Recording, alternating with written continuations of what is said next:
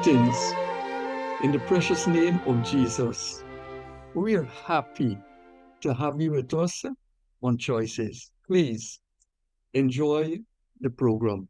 You know, we live in a world of trouble, confusion, turmoil, and uncertainty, searching for solutions and answers to problems that elude us many times. The Word of God has an answer for every single problem. You know, in the book of Proverbs, chapter 3, verse 5, we read, and it says, trust in the Lord with all your heart and lean not on your own understanding. One writer says, O God, our help in ages past, our hope for years to come, our shelter in the stormy blast, and our eternal home. As a reminder, Jesus Christ is the answer to all our problems. Welcome again. God bless you, and God continue to bless beautiful Guyana. Thank you. Last week we started a discussion on the whole issue of abuse and the impact, the effects that it would have been having on people and on our society. And this scourge will not go away. We can't wish it away, and that's why it is ever before our faces. And there are some fundamental things that or factors that might have contributed to this whole issue. And one is the condition of the heart. I mean, some people might say, where is he going with that? Oh, what abuse has to do with the condition of the heart? But the scripture is very clear. It says the heart is deceitful, and above all things, it is desperately wicked. And then there's the issue of control, the desire to control and to own. And I think I said last week, my father said to me that man can't own property in man.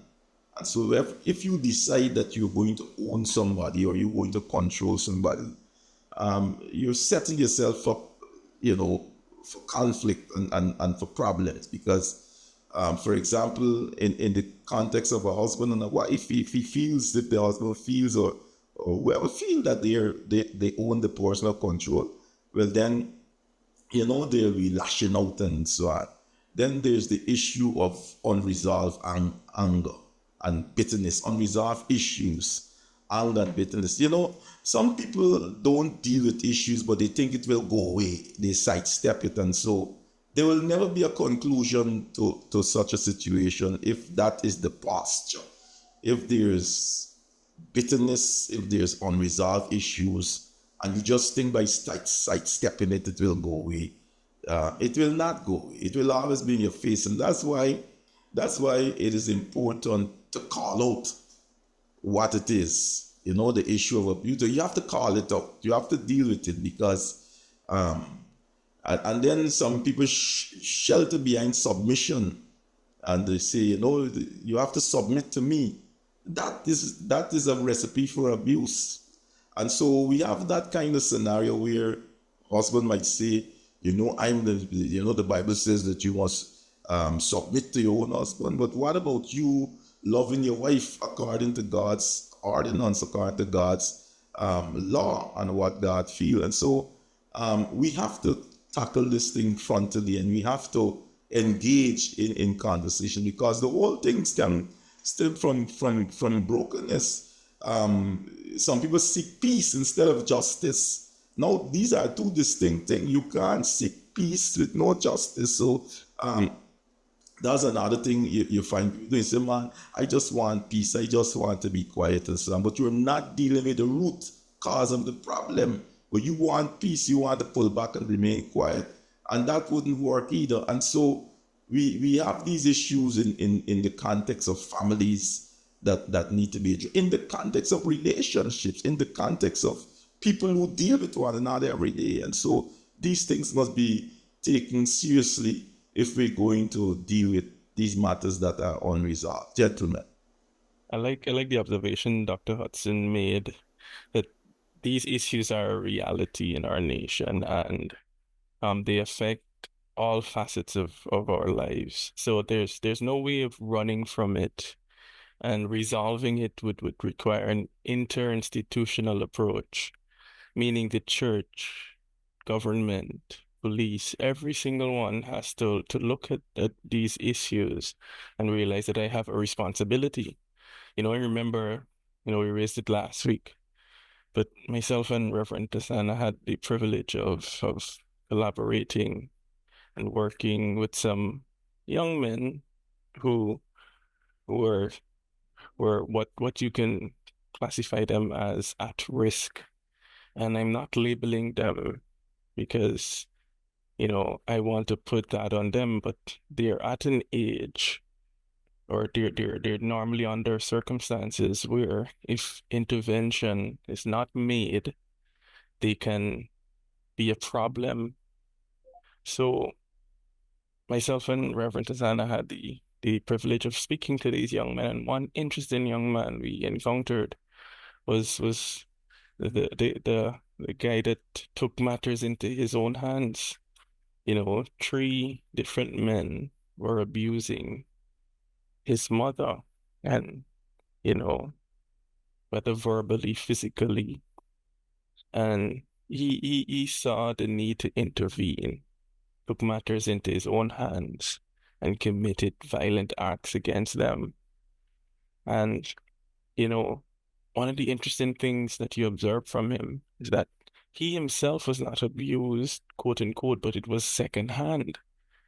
And because he was in that environment, he was affected deeply, and he started to act out. And if we leave these situations unaddressed, it can become a problem. Now, if myself and Pastor Sana didn't speak hope into him, he would have been another statistic. And that is what we don't want. Statistics. You hear another young person is a criminal, or another young person committed a heinous act, or someone died. So that is why it requires our intervention. We simply cannot sit by idly and hope and wish this problem away. We must intervene actively, consciously, and deliberately. Thank you. This matter rests deeply on my heart. I guess by being involved in church, you see it very often and you can't ignore it. I guess as a priest, as a servant of God, the heart of compassion that God has given to you will not allow you to just walk by on the other side. And I have come to the conclusion that there is a high level of neglect that is producing some of these things that we are talking about. Hence, I'm grateful for a platform like Choices that has started a conversation. And for all of us who are on this platform, some of you are silent listeners, a sense of responsibility is rising. The role of mentorship is becoming heavier, where we no longer watch neglect and believe that neglect has nothing to do with me because it is not my child. We are discovering it gets closer and closer home. What about the issues of influence and integrity? Those things are not taught accidentally. They must be deliberate attempts to teach. And I don't know if we are really determined to make a change. Because if we do, we get involved in deliberately mentoring those boys and young boys and young girls as if they are our own children, and watch the real potential for good not just come to the fore, but shine like a light from heaven around the globe. Representative Sanders, I'm so grateful that you made the comment that we have to make a decision to make a change, to be a part of the solution. And when we examine this issue that we are dealing with, that we are discussing, this issue is so pervasive. It's a problem and a challenge globally. But what I love is that we are looking at home. We are starting at home. And one of the challenges we have in our country is the fact that we have broken families, dysfunctional families in our communities, in our country. And like you rightfully stated, that the whole problem of child neglect stemmed from that system of brokenness in the family. And I recall doing some research where Dr. Paulette Henry, who is a researcher in Guyana, did some major work in 5 of Guyana's 10 regions, and found that there is a high incidence of child neglect. And she categorized one of those instances in the single parent families. There is a high incidence of child neglect in the single parent family. As a matter of fact, the research showed that 49% of caregivers surveyed were headed by single parent households.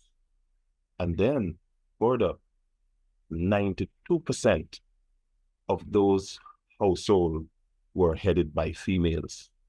So therein lies our challenge of fatherlessness. Therein lies our challenge of parenting. And so we have to look at the reality, yes, but we have to come up with solutions. And we are calling on all institutions, the home, the church, schools. We need to find a way, especially the fathers in society, encourage especially our young men, those who have children, find a way to raise these children, be a part of their lives.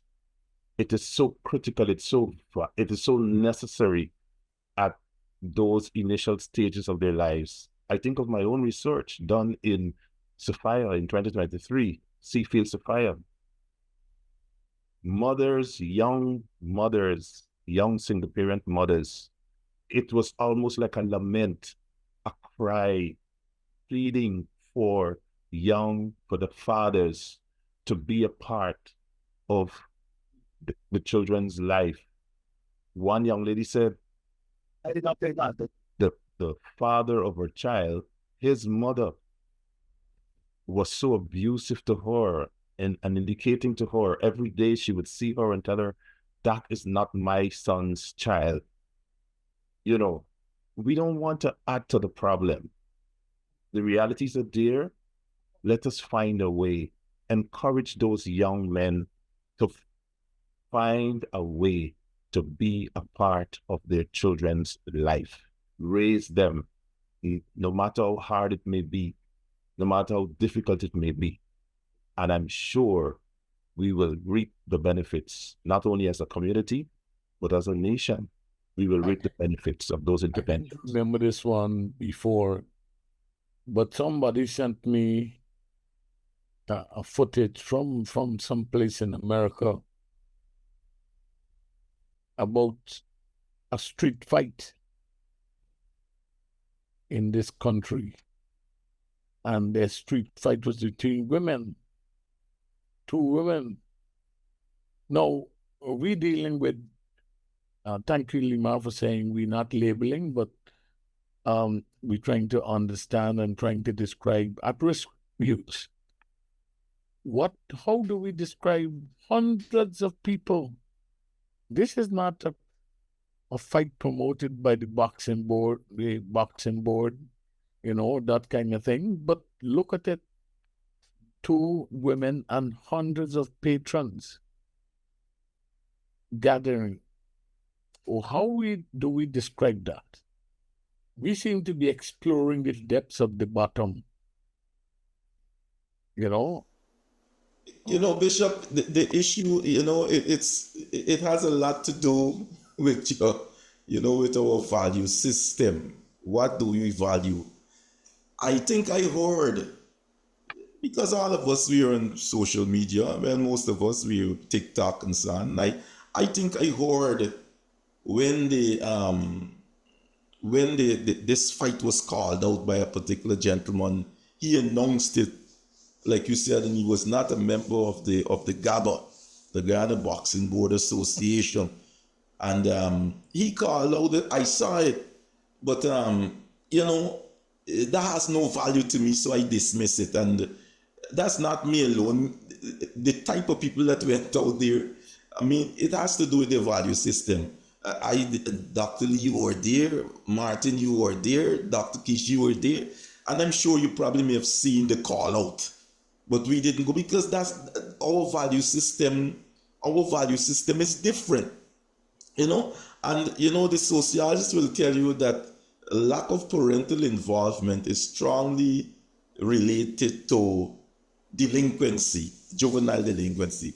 That's a whole historical thing, proven over and over again, as Dr. Paul was mentioning.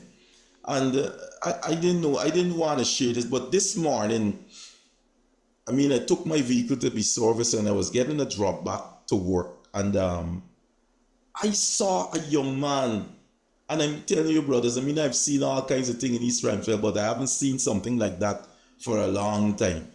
This arm, you could see the bone and the flesh hanging, thick flesh. I'm telling you, I started to hold my hand like this, and the driver who happens to be Isaiah, he saw me. I said, Carl, it's like if I felt like if this chop, this chop was, I'd never see people hold flesh scope off and you seeing the bone and hanging, and he was running and crying.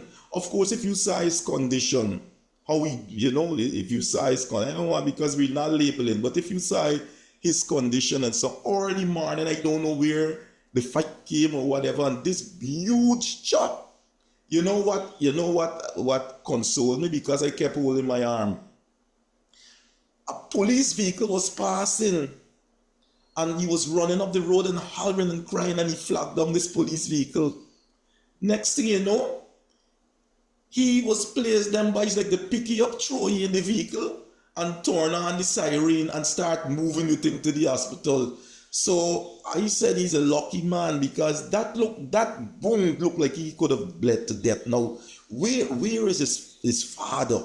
As we heard, the parents, what values we are instilling in our children, why some children are not involved in certain things, and a whole lot of them. This parental involvement thing in rearing and caring, it's a powerful thing, and I don't think people begin to understand that.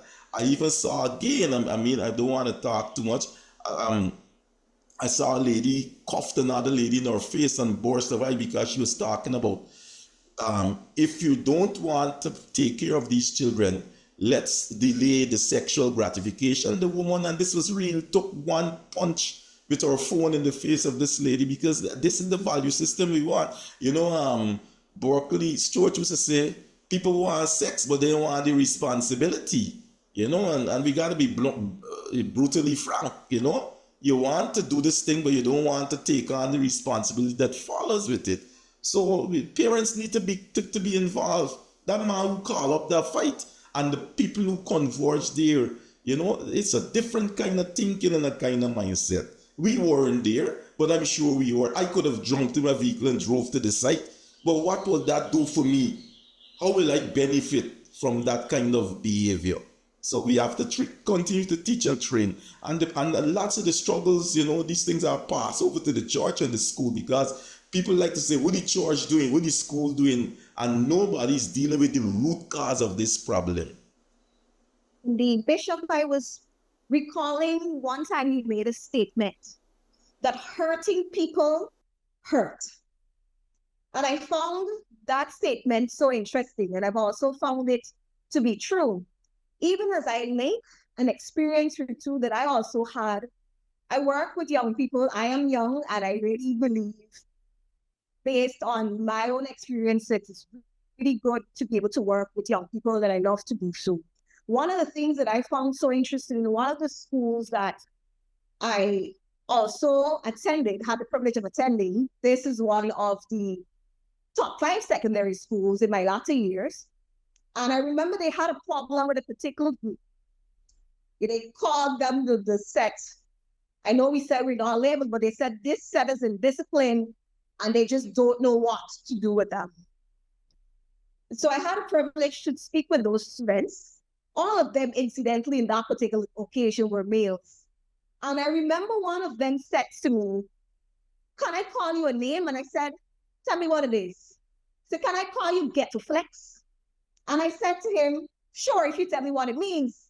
And he said, "You come from the ghetto, you come from a village where there's a lot of persons who don't know what it is to be raised by parents, but also flex. Because you came from there, you understand how to relate." And it made me smile because I recognize it doesn't matter your race, it doesn't matter where you stand in your financial scale, hurting people, irrespective of, if they're not mentored, if they're not guided in the right direction, they will retaliate. Because I've taken note, had I gone to one of the other secondary schools, which are easily labeled, we would say, "Oh, they're fatherless." But how do we respond to persons who are actually the top 5 secondary schools and they have the same issue? So the whole nature of being neglected by a parent can be found across the spectrum.